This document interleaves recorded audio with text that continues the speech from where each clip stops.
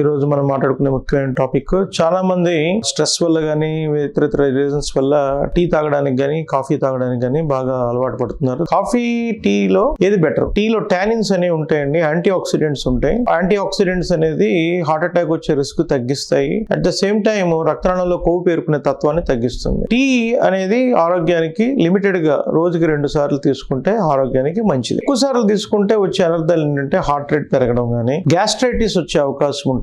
Next కాఫీకి వస్తే heart problem లేనప్పుడు రోజుకు ఒకసారి లిమిటెడ్ అమౌంట్ లో 1-2 సార్లు తీసుకోవడంలో తప్పులేదు. కానీ చాలా మంది morning to evening 4 to 5 times తీసుకుంటారు. దాని వల్ల వచ్చే అనర్థాలు ఏంటంటే హార్ట్ రేట్ పెరగడం, బీపీ బ్లడ్ ప్రెషర్ పెరగడం, ప్లస్ యాంగ్జైటీ రిలేటెడ్ ఇష్యూస్ వచ్చే అవకాశం ఉంటుంది. అంతేకాకుండా హార్ట్ పేషెంట్స్ కాఫీ తీసుకోకూడదండి, ఎందుకంటే హార్ట్ రేట్ పెరగడం వల్ల ఒక్కోసారి సడన్ గా ఎరిథమియాస్ వచ్చే అవకాశం ఉంటుంది. అంతేకాకుండా బీపీ కూడా పెరుగుతుంది, హార్ట్ మీద చెడు ప్రభావం కూడా కనిపించే అవకాశం ఉంటుంది. టీ కాఫీలో టీ బెటర్ అండి. ఎన్నిసార్లు తీసుకోవాలంటే 1 లేక 2 సార్లు. Thank you.